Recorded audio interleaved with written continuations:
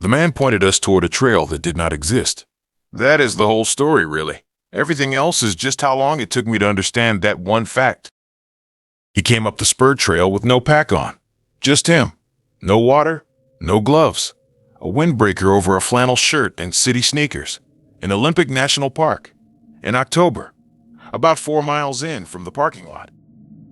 My partner Tessa and I had loaded the Subaru and driven up from Tacoma for a weekend that was supposed to be quiet. We'd hit the turnaround on Hurricane Ridge a little after 11. Olympic and shoulder season is mostly closed.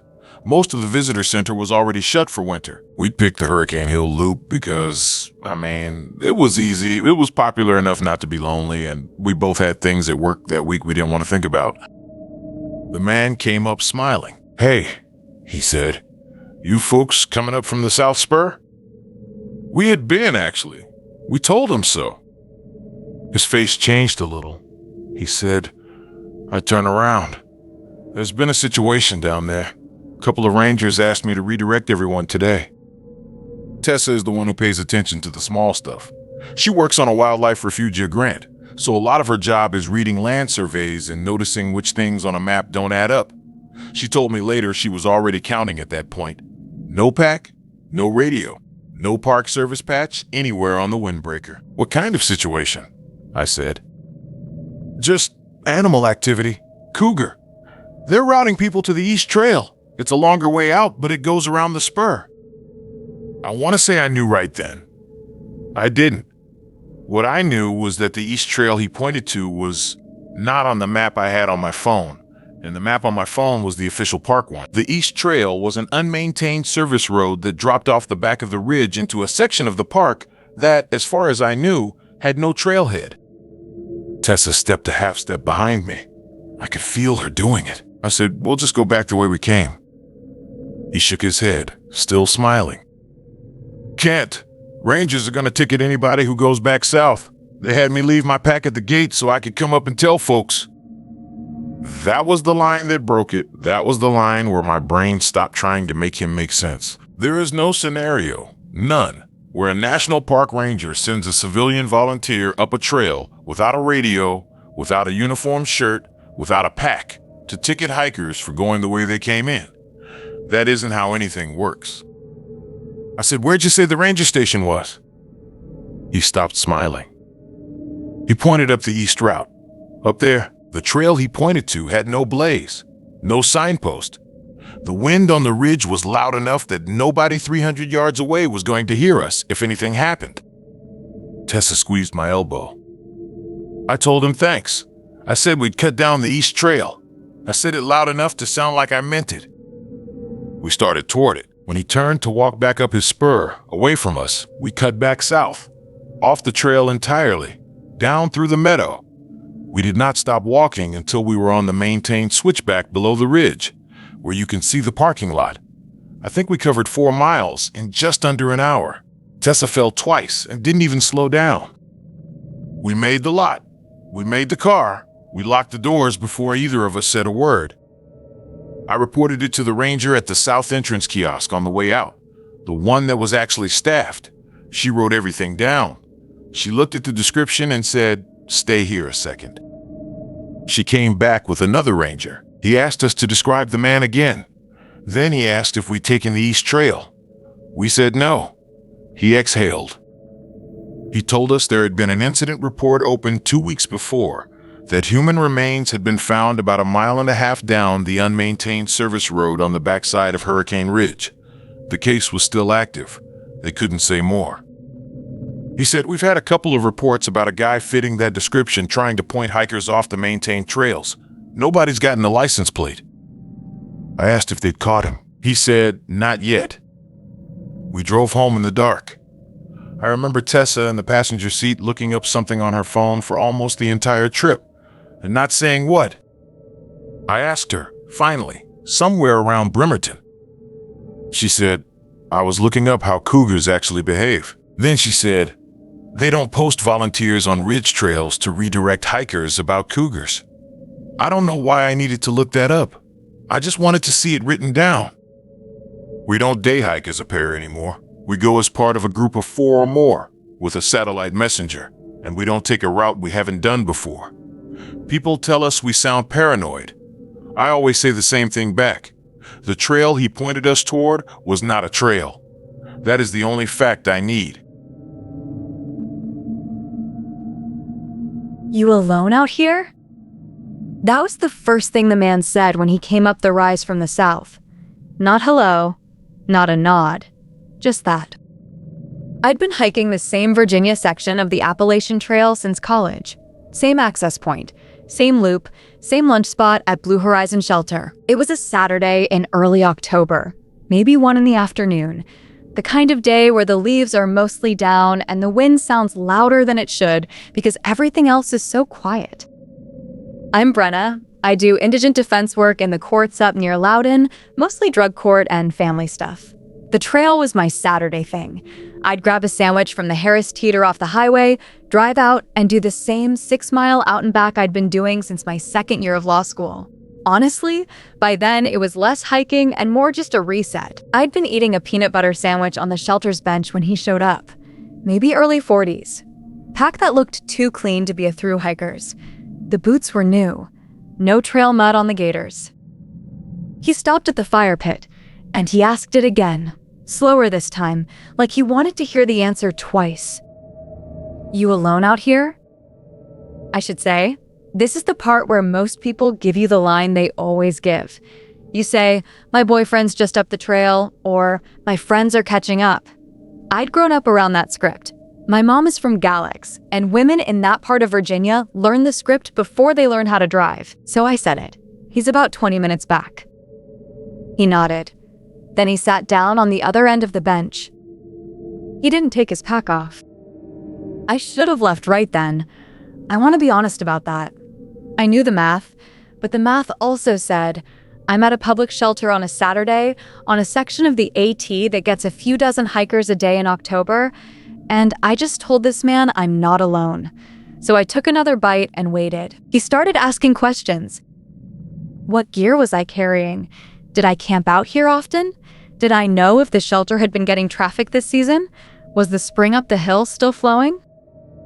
The questions weren't strange one at a time. The way they stacked was strange. He wasn't making conversation. He was building a map. Then he said, the shelter's got a leak now. East corner of the roof. And the thing is, I hadn't said I was going to the shelter. I was at the shelter. I'd never said the word. He smiled when he said it, like he was sharing a tip. That was the moment I stopped being polite.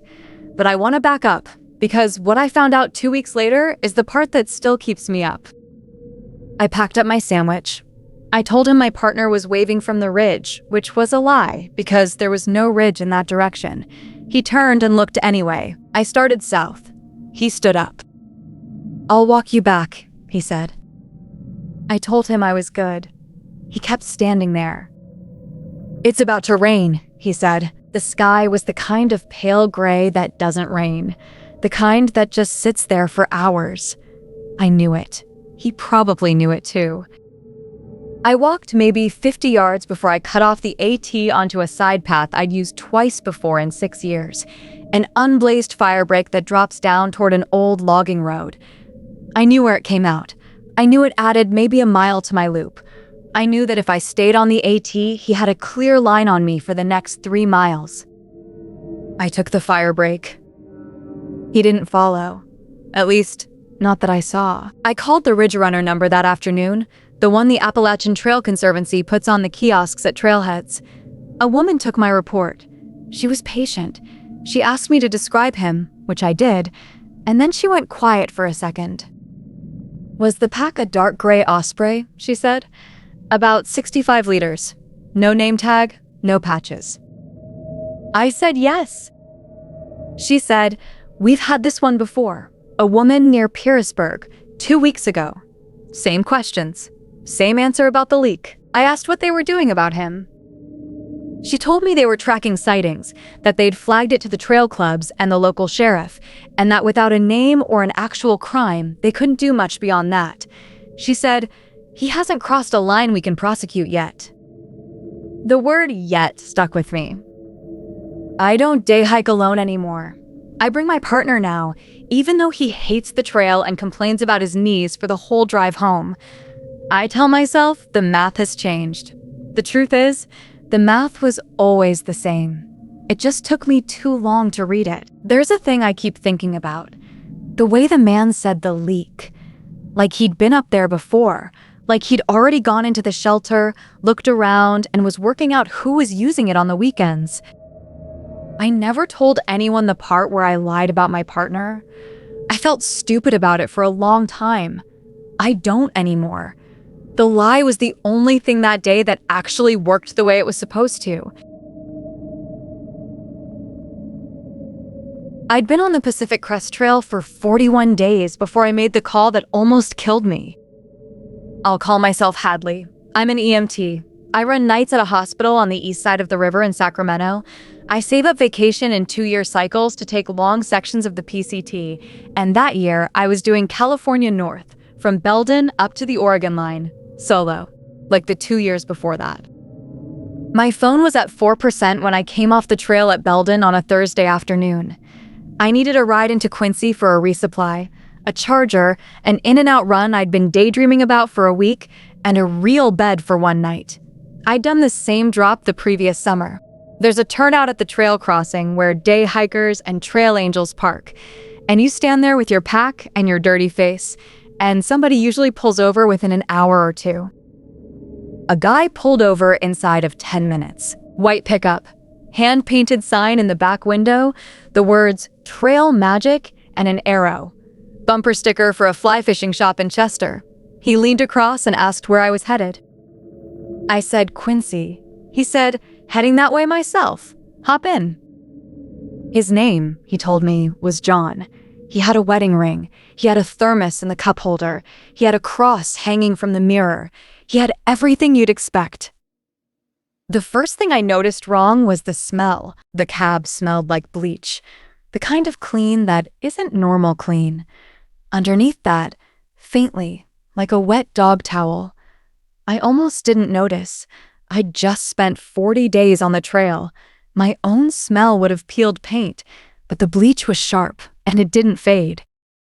The second thing was the bed of the truck. I looked back through the rear window when I sat down. There was plastic sheeting back there, new plastic sheeting, folded in a roll along the wheel well. I told myself it was a contractor's roll. Maybe he had a job tomorrow. The third thing was the door. I heard the lock engage when he pulled out. Both doors. The little mechanical click. Most trucks don't auto-lock at 5 miles an hour, and the ones that do, you can override from the inside. I didn't try the handle yet. I just noted it. By then, we were on the 2-lane out of Belden, climbing toward Quincy. I tried to act normal. I told him a story about my last resupply. He laughed at the right places. He asked me if I was hiking with anybody, and I lied. I said my hiking partner was in Quincy already, waiting for me at the motel. I gave the partner a name, a face, and a phone number. The phone number was real. It was my sister's. He nodded. He said, "Good. Good for you. A girl shouldn't be doing this alone." About 15 minutes in, he took a left I didn't recognize. I'd done this drive the year before. I knew the road. The turn we took was not the turn to Quincy. He said it was a shortcut. I said the highway was fine. I wasn't in a rush. He said, "Trust me, this saves you 20 minutes." We were now on a forest road. No houses, no cell bars. I watched my phone die at 3% in my hand. I want to skip the next 10 minutes. I'm not going to. The reason I'm telling this is because the next 10 minutes is what I think most people don't understand about how this goes. You don't scream. You don't fight. Not yet. You shrink yourself. You become as boring and as compliant and as forgettable as you can possibly be. You smile when he talks. You laugh at his jokes. You match the energy he wants in the cab. You buy time. You watch every road sign. You memorize every turn. You wait for a gas station, a house, a parked truck, anything. About 6 miles down the forest road, we passed a turnoff for a Forest Service campground. I saw a single trailer hooked up at the host site. A light was on. I made a noise. I leaned forward and gagged. I said, "I'm so sorry. I think the granola bar I had at the trailhead. I have to throw up. Please, please pull over." He said, "We're almost there." I gagged again. I retched into my hand. Real noise, real performance. I said, "I'm going to throw up in your truck. Please, the campground." He turned in. I unbuckled before the truck stopped moving. I had the door open and was on the gravel before he'd put it in park. I made it to the host trailer. The host, an older woman in a sweatshirt, opened the door and didn't say anything for a second, just looked at me. I said the word help and she let me in. She locked her own door. Then she handed me her landline. I called the sheriff. They were 40 minutes out. The host kept the curtains drawn. When the deputies arrived, the truck was gone. The host said John had stayed in the parking area for maybe 3 minutes after I went inside, then pulled out slowly. Plates were partial. The host hadn't gotten them clean. The deputies took my statement, drove me to Quincy, and met me at the motel.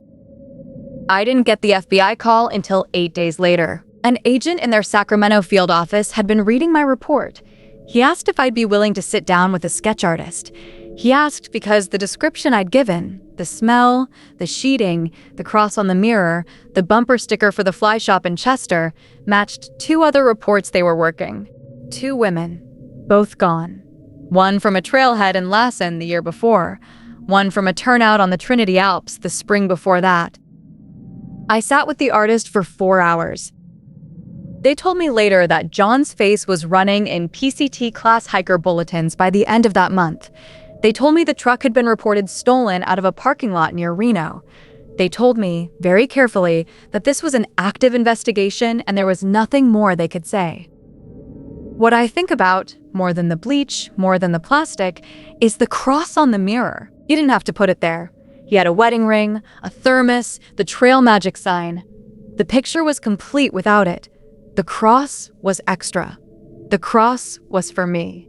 He'd picked me up because he saw the pack and saw the woman, and then he'd done the math on what he thought a woman like me would relax around. The cross was a prop he chose because he knew his audience. I never solo hiked again.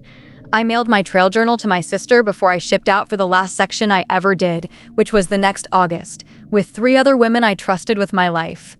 I told her, in the note, that if I didn't come home, she should give the journal to the FBI. She still has it. I have not read it since. The case is still open. They've never picked him up. Sometimes I dream about the host woman. I don't know her name. She didn't ask mine. She handed me a phone, locked her own door, and stood in her own kitchen watching the curtain. She is the reason I am here. I have never been able to find her again to say so.